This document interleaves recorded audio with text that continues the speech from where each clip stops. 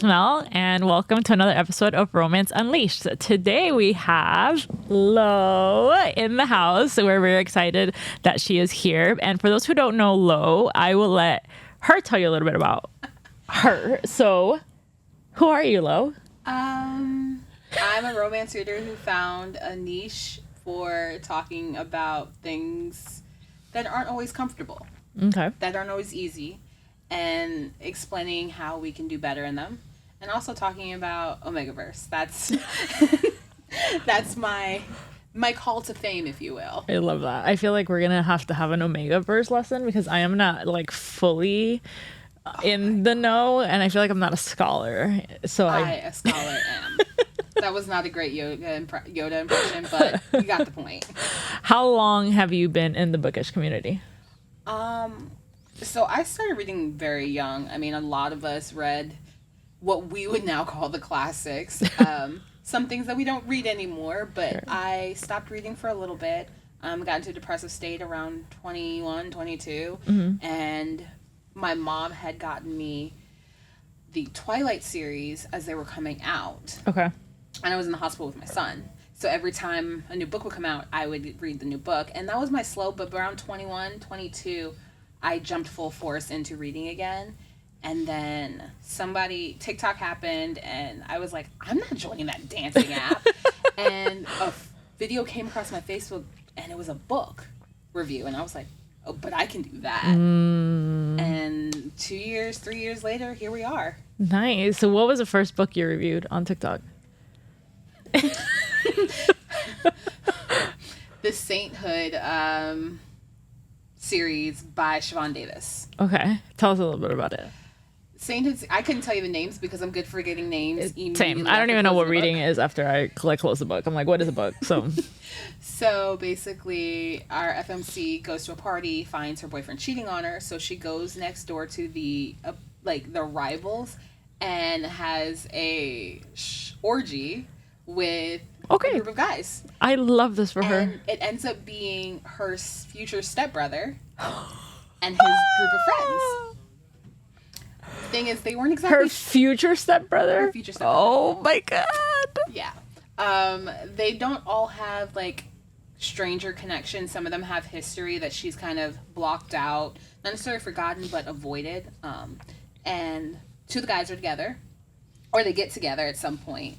And that was my first why choose, actually. Well, you started off strong when you went into the TikTok world, held nothing back. I went to Den of Vipers after that. Oh my god, I haven't read either, but I heard a lot of talk about Den of Vipers, and I'm blood just is not my jam. And I heard there's a lot of blood play, and I'm like, Yeah. Diesel is a sadist and a masochist, which is a feat in and of itself. Mm-hmm. One that is not great for survival reasons, but he, at least in the way he portrays it. So yeah, no, blood is a copious amounts of the red life juice in that book.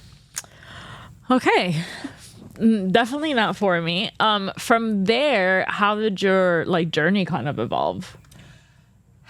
So I did a video about a book I read. This was another white shoes because I was thrown in a white shoes world and fell in love. I was like, wait, we can get more than one? Yeah. I can get multiple flavors. I get the toxic one. I can get the calm one. I loved it. Where this young woman inherited a fortune, but she had to get married to get it. And so she goes on a bunch of dates. She goes on a date with a black guy, and the dialogue was just very problematic. I read it and was extremely uncomfortable, and then he said some, I would call racist things about himself. Mm-hmm. And so I made a video about it, and I was just like, authors, if you're going to write outside of your lived experience, make sure the things you are writing aren't stereotypical, they aren't harmful, they don't represent what you think a community looks like. Absolutely. Go into that community. Talk to the people that exist inside of there. We're not just what you see on TV, because TV doesn't portray people great. Right. It finds the worst moments and Absolutely. blasts them.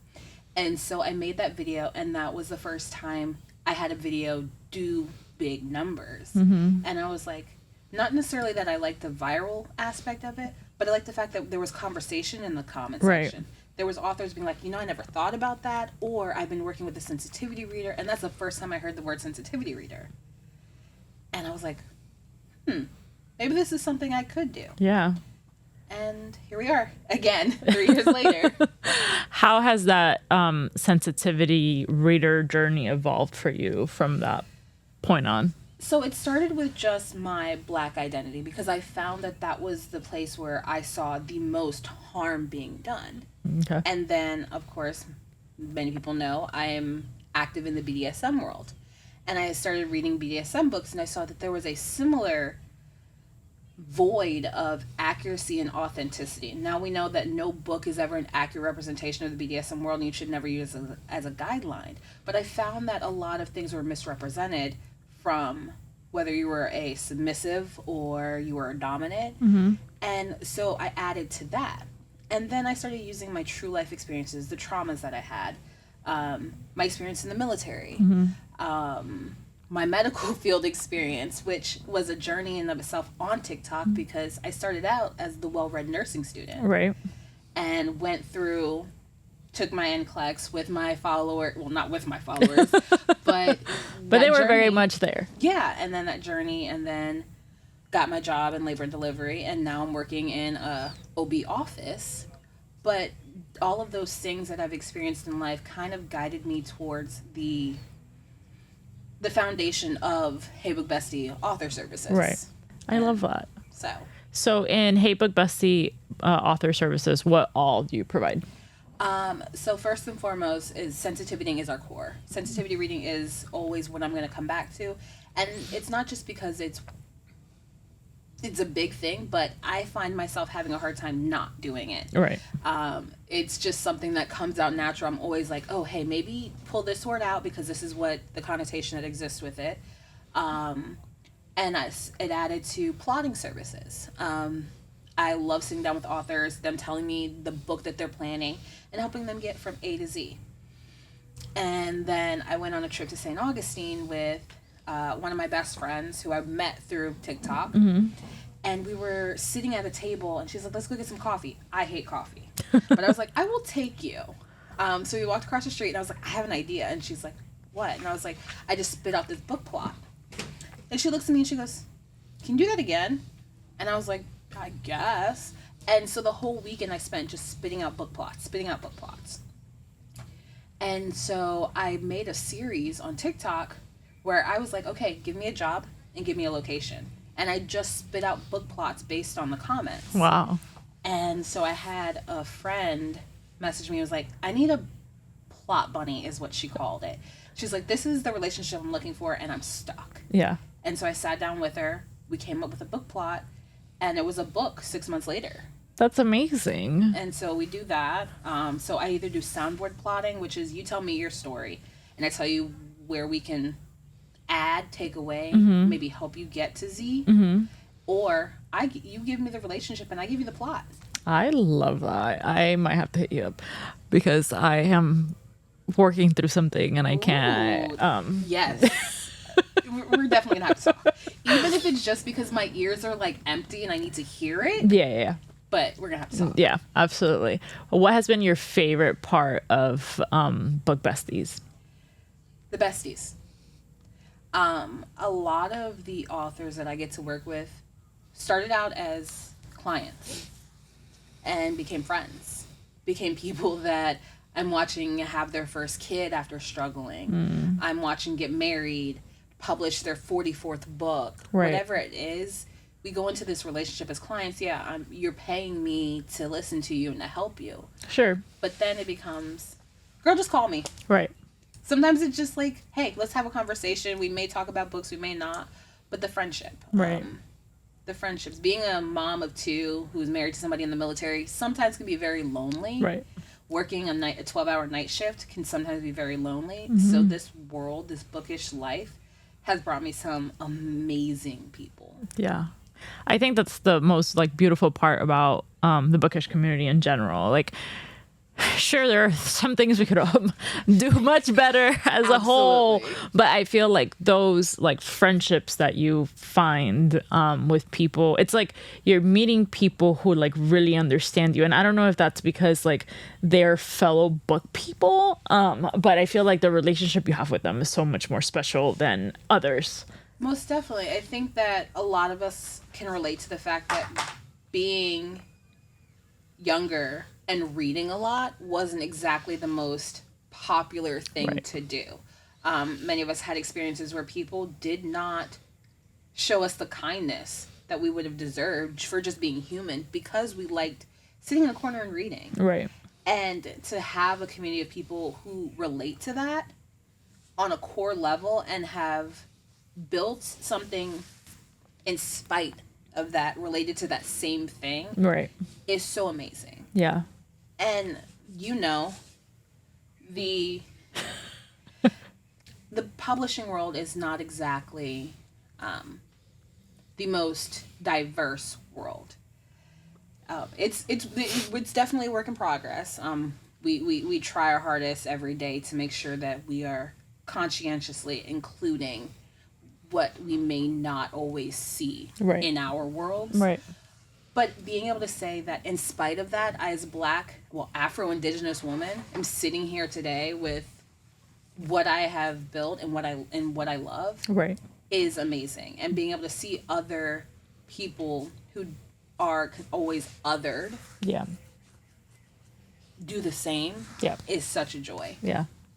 Yeah, I agree. I feel like definitely publishing has ways to go, but I mean, even from 3 years ago, I feel like we are making little waves. And I think it's because of people like you and people who have started platforms that are, it's hard when you have a platform that is calling in behavior that has society has deemed as acceptable, right? Yeah.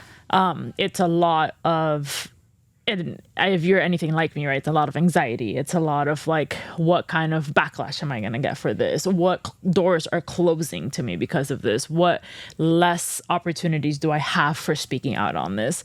And I think sometimes when we speak allyship, right, I feel like sometimes folks who are not BIPOC don't understand that part of allyship. That allyship means risking it all to speak out about the things that are important. Okay, backtrack. My husband and I had a conversation when I first started all of this and I was getting traction. And he's like, don't you think you would get more traction or you would get more followers or go more viral if you were more palpable? And I said, I never want to be palpable for people because I want them to be uncomfortable. Because the only time people change is when they're uncomfortable. Yeah. And I don't think that I would be where I am if I were palpable. I'm going to say a lot of times people follow me because they're like, oh, she's sassy. She says it. And while that's a microaggression in and of itself, it brings people to the table Yeah. that are maybe not going to hear the conversations we're having at home or in their outside world, but it brings them to the table here. And those are the little changes. Right. I'm not a 250,000 person account. Right. But I've got a following of people who are learning every day because of it. Right. And I think that those little changes are worth it. Absolutely. And so if I lose, I don't know, a publishing deal, if a publishing house stops working with me, Right. if a PR company stops working with me, because I said, hey, black people don't need to be described as food. Or, hey, you were dead ass wrong the way you said that. Right. So be it. Yeah. If I never get sent another PR package, but I have an author who sits back and is like, ooh, maybe I shouldn't publish it like that, I call that a win. Yeah. Yeah. All day. Absolutely. I agree. How do you handle the like spotlight that comes with being the person who speaks out about these things? Not well sometimes. Not well. I think there's a level of grace that you have to have, and I have not mastered it yet. I will clap back and hurt somebody's feelings And there's a lot of times where I have mutuals who are like, maybe you should just like, tone it down. And I'm like, but that wouldn't be me. Yeah. But no, in all actuality, I kind of just take it as it comes. Because at the end of the day, I've had too many authors say, I learned to step out of it. Right. To not keep pushing. And for every I say this all the time, for every conversation you see me post about, or every author you see me talk about, there's 10 that I didn't, right. that I had conversations with, that learned. Right. Right. So it's scary. Oh, it's scary hitting that post button after I made a post about a very popular author, and it was during a time where we had a very significant music artist trying to integrate into book talk. And I made a post about a huge author, Sarah J. Maas. And I made a post about why I've never talked about why I find her problematic. And it was never about her writing. I've never read a single book of hers. But as a Black woman, I always research the authors that I read, and I didn't like what I found. And so I had a conversation about that, and I will tell you, it took me 20 minutes to hit post. Yeah. Because education is hard, and not because of the things I'm teaching you or telling you, it's because of what comes afterwards. Absolutely. It's the conversations about me in Discords. It's the attacks on my looks. It's the conversations that are had about my kids. It's the calls to my job. That's gross. The internet can be a very unforgiving place. Yeah.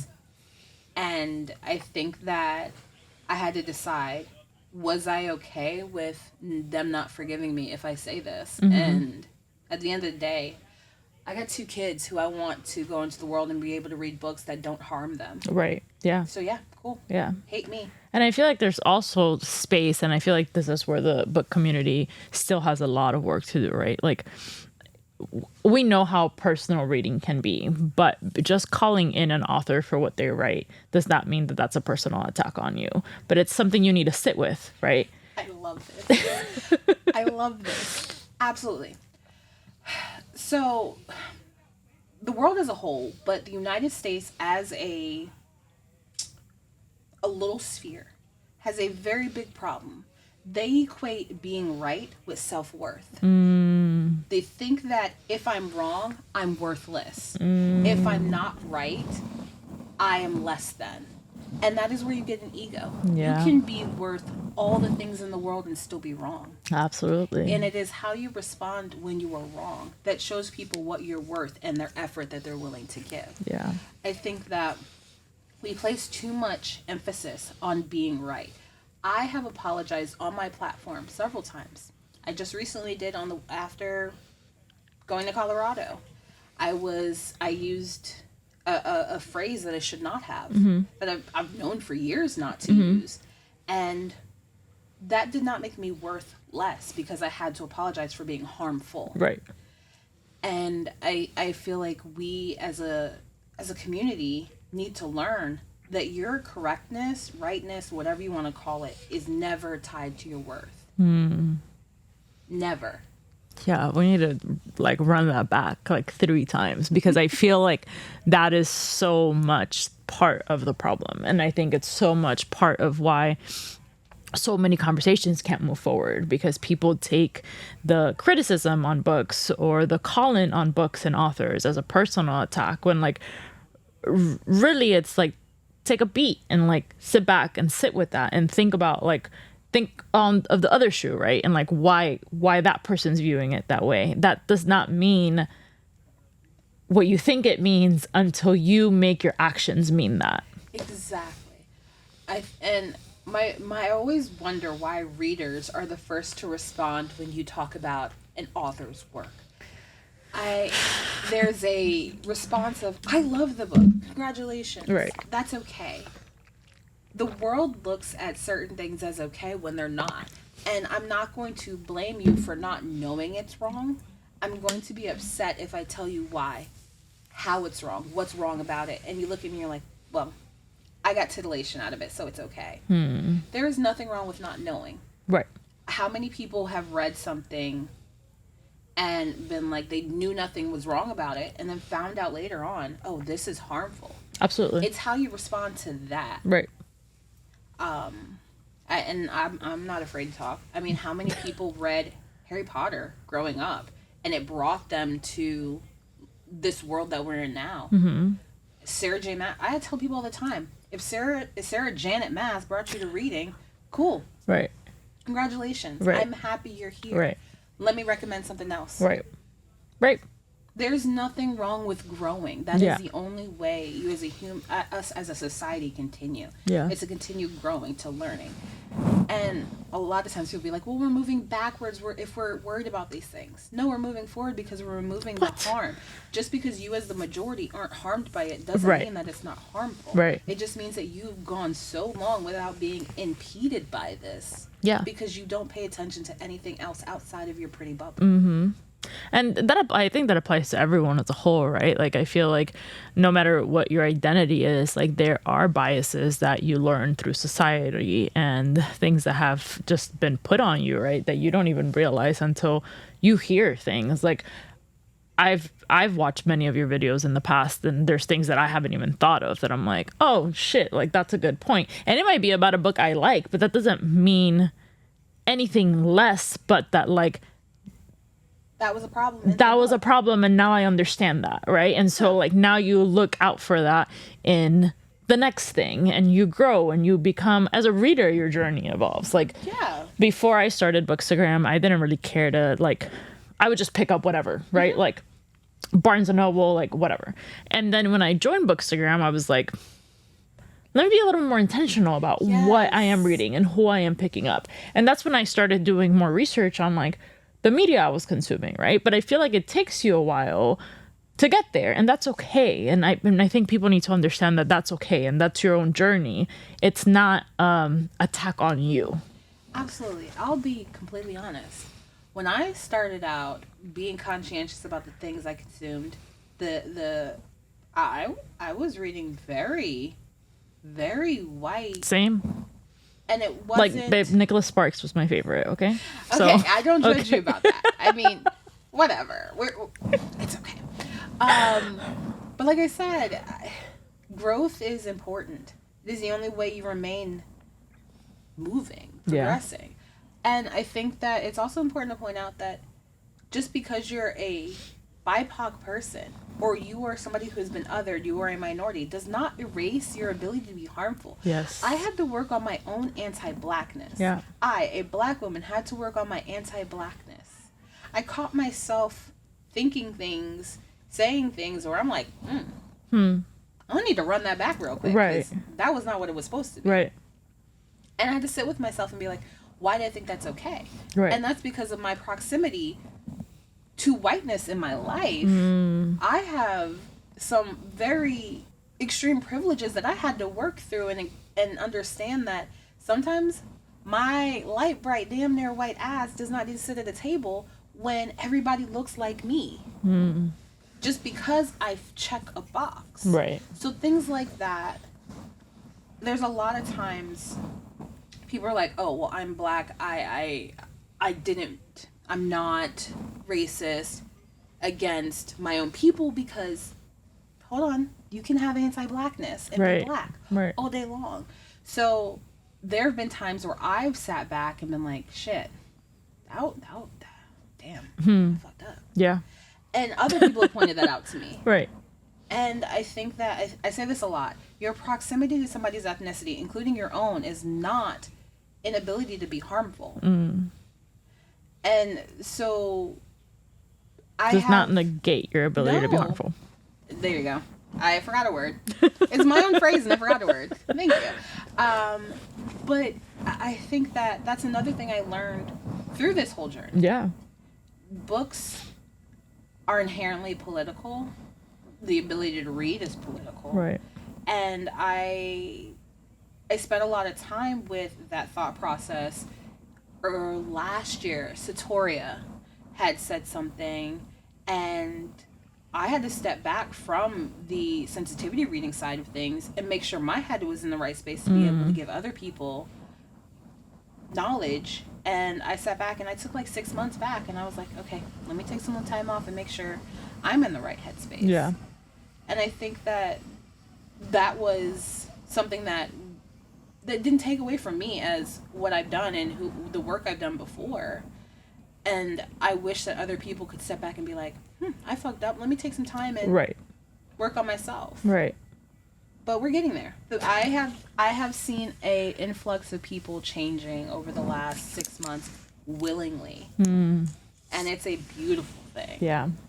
Yeah.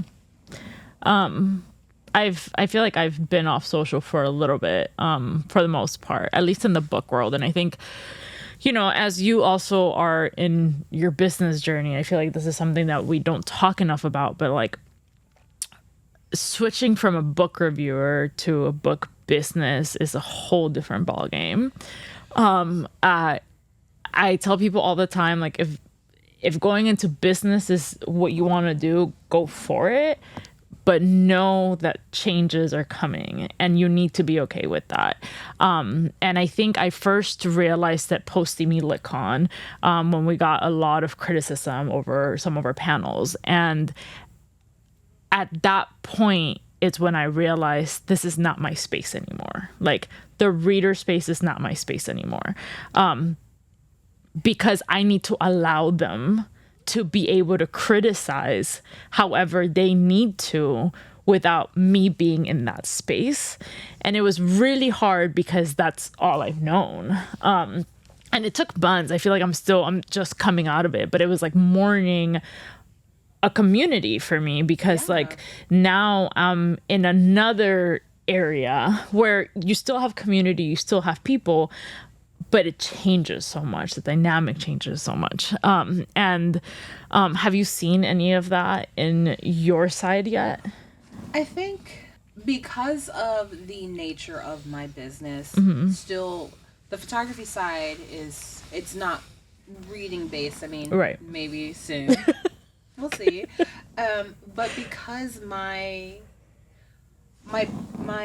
foundation is still inherently as a reader, I still operate as a reader, it's not changed much. I mean, I don't know how far back you go with my platform, but I've always said I will never negatively review a book. I may talk about a problematic book, but you will never see me talk about a book I did not like simply because it wasn't my style, it wasn't written in my choice, because I don't find that to be the platform I wish to build. Yeah.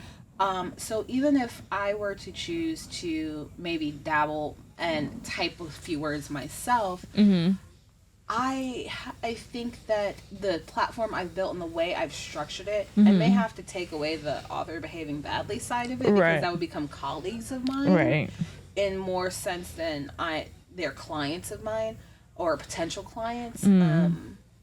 I think that I've structured in a way I could still positively shine light on other authors. But I have seen relationships as far as, because I'm friends with authors, my relationships with other readers sometimes can become different. And not to say that I'm not grateful for the friendships I have built with authors, but I've noticed a fluctuation in how some people will talk to me, or who does talk to me now, based on who I know or who I've been in communication with in a public setting. Yeah. So on that level, I have seen a shift. Yeah. And it definitely does feel like mourning a little bit, because it's like at one point people were talking to me because they liked what I talked about. And now sometimes it's, do they like what I talk about or do they like who I talk to? But it's still, I still enjoy the book world as a reader. Yeah. As far as my platform. And I hopefully have structured it in a way that I can maintain it. Yeah. No matter what side of the publishing world I end up in. Yeah, I hope so too. I think there could be a balance. I think it's just finding that balance. And, you know, as you said, I feel like, sure, there might be some changes in, like, you know, the colleague side of it, right? If you were to write a book. But, I mean, it's beautiful. I think the journey itself, it's beautiful. It's just like anything, right? Like, some things serve a purpose for its time, and then sometimes they don't anymore, and you have to learn how to cope with that. things are not always lifetimes. Sometimes they're just meant for a season. And I'm afraid to find out that the reading side is just a season. I don't know how I'll deal with that. But if that bridge comes, I guess I'll cross it. We'll see. And I don't even know if it's so much a season as it's a bridge to your next destination, right? Yeah. Like, again, I feel like I am no longer in the book reviewer space in a sense. But I would not be where I am without that. Like there would have been no way. So, but I think as a reader too, and I think that was a reason why I realized I needed to step back, because I didn't want me in my space, if that makes sense, right? No, most definitely. And sometimes it's hard because sometimes you just want to like go talk shit with people in the comments and you're like, fuck, I can't do that anymore. Like that. Now you have to text them, you know? And what I loved most was being able to build community. And again, right, like I think you can still do it just in a different way. And you navigate it differently. But it's been a journey. Yeah, I definitely. So you navigate it differently. Would you say that it took you a minute? Would you say that when you were crossing the bridge from reader to business extraordinaire, did you find it difficult for people to, I guess, take you seriously as no longer being a reader, but being a business in the reader space? Publishers, absolutely. Absolutely. It was a lot of, I think because of the relationships that I built with like authors and readers, that part came easily. It was everyone else. And I mean, we saw it a lot with Steamy LitCon, right? Like when we went for sponsorships, there were some author or some publishers right away that were like, yeah, sure. But there are some that till this day, they're like, we need to see how you do. And I'm like, okay, cool. Okay. And, you know, I feel like that comes with a lot of imposter syndrome too, because you're like, fuck, you know, like, and I think those were the spaces that were hard to navigate, in that, like, how do I show you that I am more than just a book reviewer now? And it's really not to say just a book reviewer, because we know how important book reviewers are. But I understand what you mean. Right? Like now, like, how do I tell you that I have a business that can do X, Y, Z, right?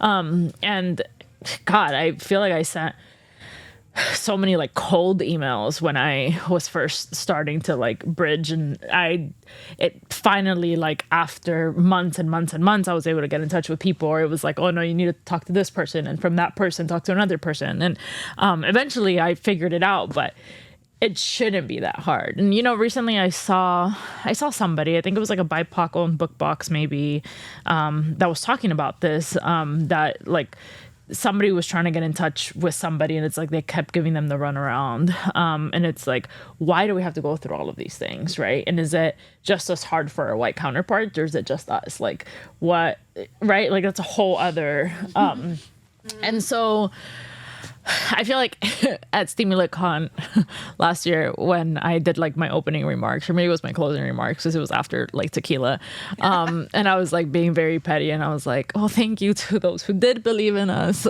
because it was so shitty to have that come in, right? We have like one of the top romance publishers that came to the building as like an assistant to somebody, and didn't even care to like come say hi or introduce themselves. They said there was no money for sponsorship. This year is the same shit, like, you know. And so it's hard, and it's hard to navigate those things, and I have videos 2 years back to back of my frustrations. Like, I was making TikToks about my frustrations with this publisher, and the first year I was like, you know what, let me not post it, let me see like what relationship we can build. And then it was like the same time it happened again for this year, and I made a TikTok again, and then I was like, I'm still not gonna fucking post this shit. But like, now I have 2 in my drafts back to back fucking years. Like, are you fucking kidding me? And it's those moments where you realize, like, you can't just go on the internet and talk shit anymore. Like, now you have like staff and people that, like, a community that's like Relying on this, right? And I think that's a lot of what people don't understand sometimes. Like that it's not just me. It's not just a book box anymore. It's people that we are employing. It is a community that we have built that are counting on things that we are providing. And so I think that's what makes it hard, because when I was just Book Recs by Mel, I could just go on my fucking stories and talk all my shit and run on my mouth and be good. And now I'm like, I do miss those. and now I'm like, okay, cool. There's another bookstore in I don't remember what state. And the owner is a mutual of mine, and she just came on. She goes, "Do you ever, as a bookish business, miss the ability to just say whatever the hell you want?" And I was like, I don't, because I'm gonna say it. Yeah. But I sat back and I was like, it really sucks, because sometimes you just want to be like, you know what? Screw you. I'm here, and you're either gonna get out of my way or get with it. Yeah. I will pick for you if you don't pick. Yeah. And I was like, damn. Yeah. And that's sometimes why I'm like, you know what? I've got ideas. I've got plans. I've got things that are written out, ready to go. But I also have a tongue that I do not like to hold. Yeah. And I know I got me. I know my husband got me. Right. But I never want to be the reason why somebody else has to figure something out. So I get it. And there's a level of responsibility when you are the boss. Yeah. And you're not just your own boss, but you're somebody else's boss. Yeah. And so for everybody she can't tell, I will say it. Screw you. Thank you. Yeah, it's definitely a hard space to navigate in general, because there's so many times where I'm like, and I think too, we see it with, we have definitely made our platform on diversity in romance, and because of it, we are held to a higher standard. And it's like the two swords thing. What's it called? Double-edged sword. The two swords thing. You know, That's good in books, especially why choose books. where you we're held to this higher standard, and then we're also picked apart just as high Consistently. Yeah. And you see our white counterparts, right, do the bare minimum, and they're not even, it's not even. And so it's one of those things where you're like infuriated, but it's also the reason why you started it, right? Absolutely. And so it's like remembering at the end of all of it that, like, no, you did this to create change, and this is what creating change looks like. But in the midst of all of it, oh my fucking God. There is mediocrity, and it's literally the goal for some people. It's allowed. And I think that you really nailed it when you said that, not just because you champion for diversity, but because you are a BIPOC woman. There's a standard that you're held to, and then you're shit on the moment you misstep, or it appears, or there's a perception that you don't reach that standard. You Right. could nail that standard. You could bypass it. You could hit it. You could shoot for the stars and hit the fucking moon. Right. And there will still be something they find wrong. Yeah. Because you did it and they didn't. You said it best. My son is a wrestler. Okay. And it's a conversation we had, because it's a very good old boys club. Mm-hmm. It's a very white sport up until the last 3 years. Yeah. And so when he started this, I said to him, I said, you're going to have to be better on principle. Base level, you're going to have to do harder. You're going to have to work more. You're going to have to want it more. Just for the simple fact that your skin is darker than everybody else's, you're going to have to do more. And that's the same conversation my dad and I had. And he would joke, he's like, now the printer may have ran out of ink, but you still got the facial structure, so you're still gonna have to work harder. Yeah. He's like, you're a woman, number one, so you're gonna have to work harder no matter what you choose. Right. Hell, but I went into a woman dominating field, so I think I'm okay. Yeah. But he's like, you're a black woman. He's like, the world is gonna look at you and be like, you're gonna fuck up, and they expect it, but they're gonna tear you down when you don't read an unobtainable standard. Yeah. So I said, okay. Y'all set the standard and I'll beat it. And that's what I want to put into my kids. But the thing is, I don't want to, that's what I'm going to put into my kids. The thing is, I don't want to have to. Right. I don't want to have to teach them that they're going to have to work harder than anybody to get the same thing as everybody else. Yep. But we haven't changed everything yet. Yeah. So keep on trucking. Little by little. Tell us about your boudoir business. I am a heavyset woman. I was not always. My average weight was 120, 130. And after I had my daughter, I gained a substantial amount of weight because I was on a medication that literally destroyed my body. And I picked up the camera as something to do because I didn't know what I wanted to do. I started taking pictures of just everything and anything I could. And I started with the kids. I started doing family and weddings. And one day somebody had sent me a link to a boudoir session. And she's like, do you think you could shoot this? And I was looking at the angles and looking at everything. I was like, not yet, but give me time. And so we have a state park. And I took my camera out to the state park.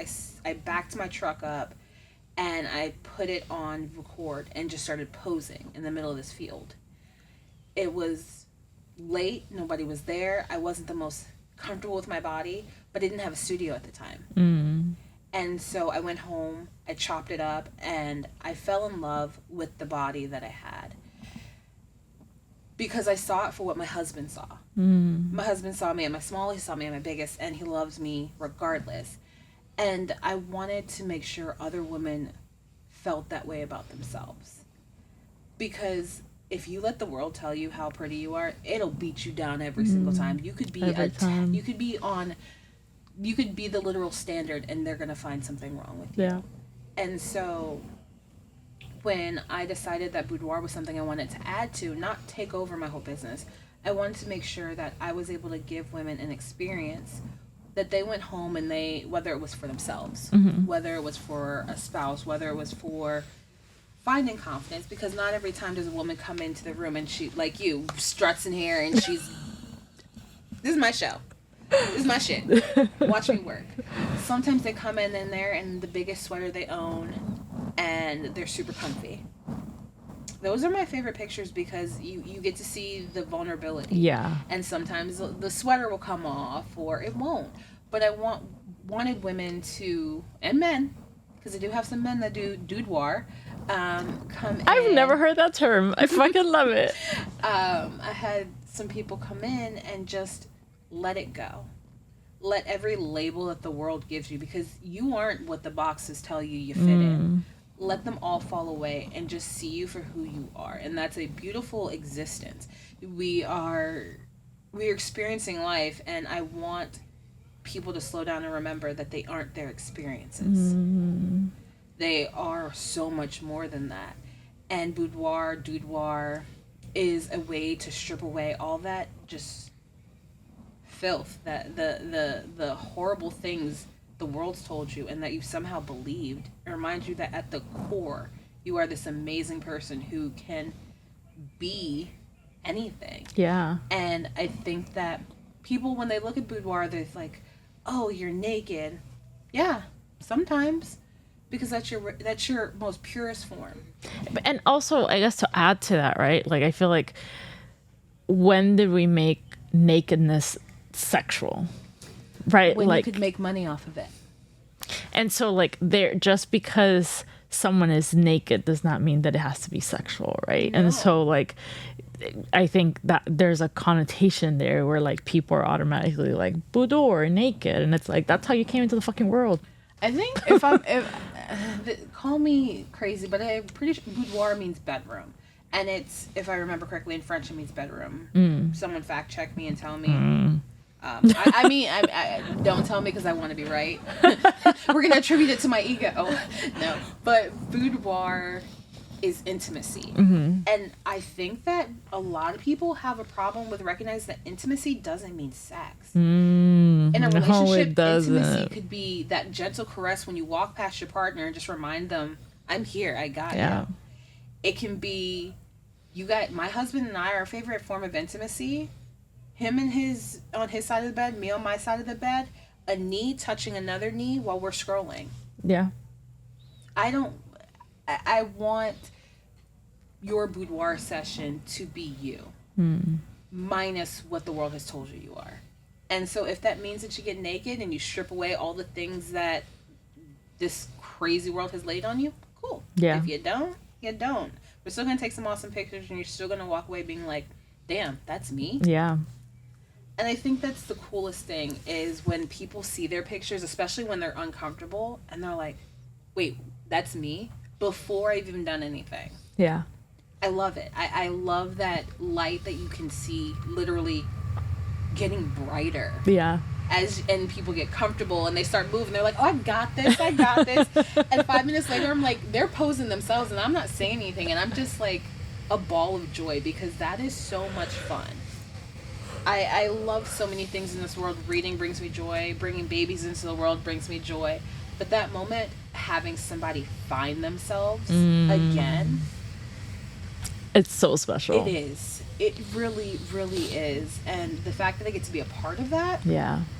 Really fucking cool. Yeah. I did my first shoot after my divorce, and you could see it in the pictures, like at the beginning of the shoot, how tight I was towards the end. And the photographer that took those pictures did something really beautiful at the end where she has you like hug yourself and like really be thankful for like the body that you're in and like your experiences. And I started crying, and I feel like I had never had an experience like that where you're like so thankful for like the body you're in. And our bodies change so much, right? And as women, right, like a society puts all these fucking expectations on what we should and we shouldn't look like. And when your body changes, you need to, it's like you're playing catch up on like loving this other part of yourself.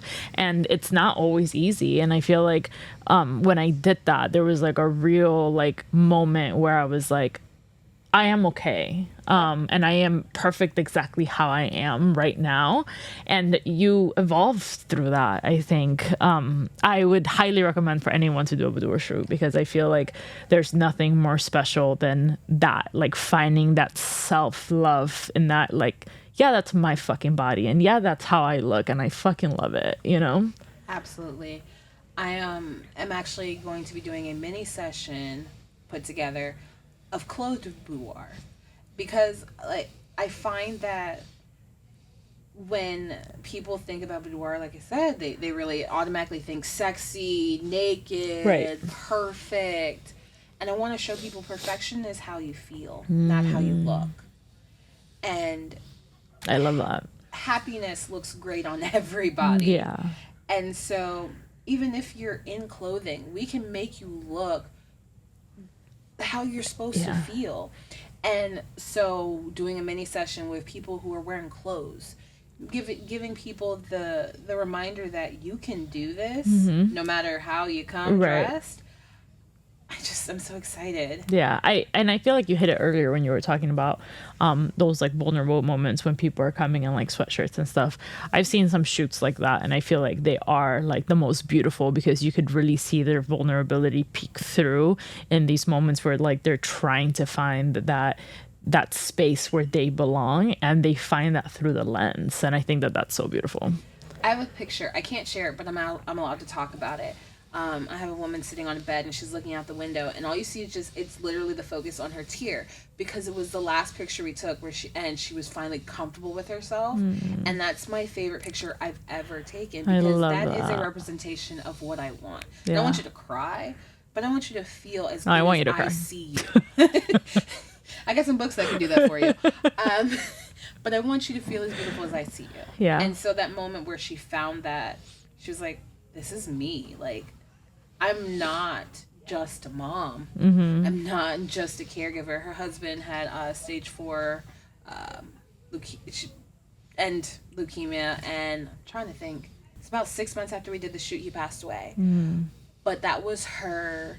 I'm not just his caregiver. I'm not just the nanny. I'm not just the person who's taking care of his mom who's losing her son, his dad who's. I'm this human having an experience, and I have seen her every year do her kids' graduation pictures, and next week I'll shoot her daughter's wedding. Oh my God. But that moment of vulnerability brought so much joy for her. She was able to let go of a lot and go home and re-enter into being a caregiver a little less weighted. Yeah.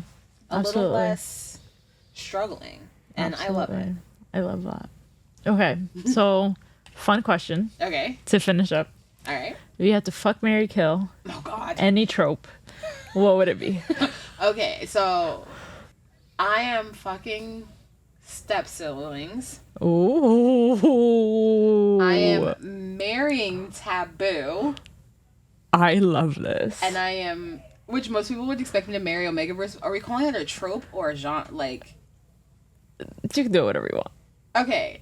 So, all right. I'm fucking Taboo. Okay. Which we'll throw Step Brothers into that. Yes. I'm marrying Omegaverse. And I'm killing miscommunication.